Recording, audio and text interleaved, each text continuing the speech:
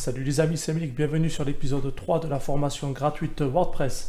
Alors, je vous ai expliqué la différence entre WordPress.com et WordPress.org.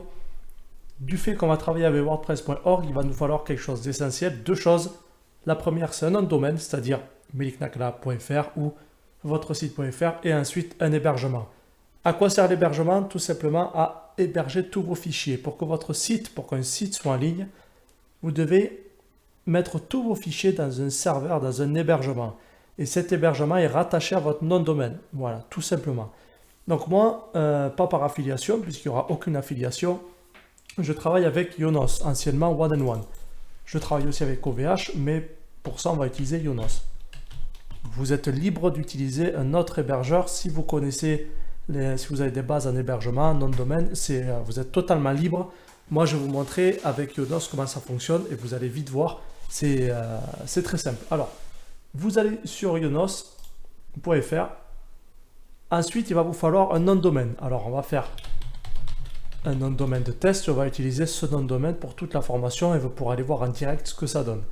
Testmelik.fr. Donc, je vais faire rechercher. C'est disponible. Et là, effectivement, vous avez une belle offre. 1 € par mois hors taxe pendant un an. Non, pardon, j'ai dit des bêtises.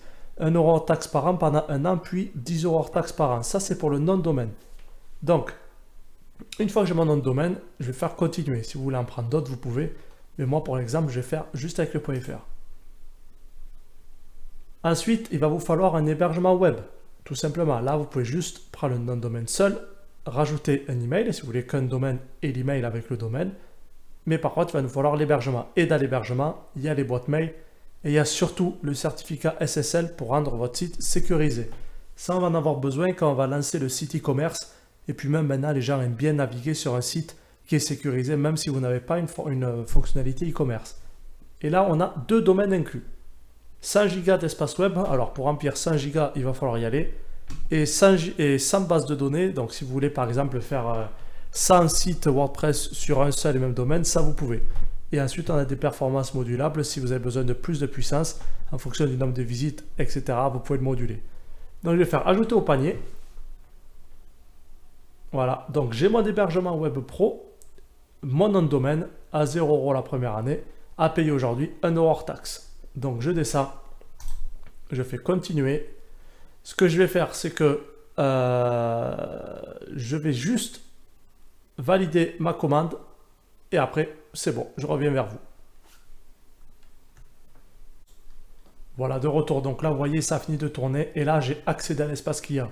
Donc quand je clique sur accéder à l'espace client, bonjour Miliknakla, bonjour, bienvenue. Là, on va tomber sur plusieurs choses. Alors là, effectivement, vous allez voir écrit WordPress. N'en tenez pas compte. Nous, on fait tout manuellement, artisanalement à l'ancienne. Et il n'y a que comme ça qu'on est sûr que ça marche. Donc, vous voyez, il y a écrit hébergement.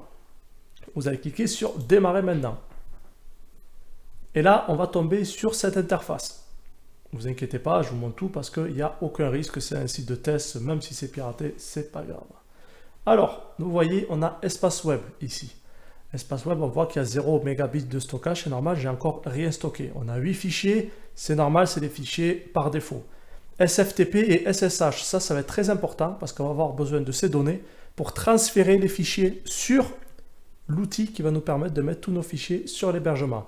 On va voir ça juste après, pas de problème.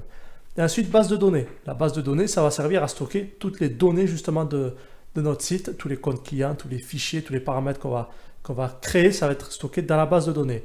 Ce qu'on va faire, c'est qu'on va la créer maintenant, comme ça au moins, pour la prochaine vidéo, tout sera prêt. Donc, je vais cliquer sur créer une base de données. Je vous invite à faire pareil. Alors, je vais mettre en description. On va tout attacher, base de données. Et là, ensuite, on va mettre un petit mot de passe au hasard.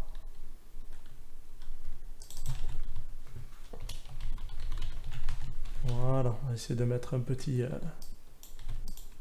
mot de passe assez compliqué. Et on fait enregistrer. Voilà. Et ensuite, voilà, la base de données est en cours de configuration. Ça prend les 5-10 minutes grand maximum, mais au moins elle sera déjà prête. Et pour la configurer, vous verrez, c'est d'une simplicité extrême. Donc, je reviens vers vous d'ici quelques secondes pour la prochaine vidéo. Allez, à bientôt.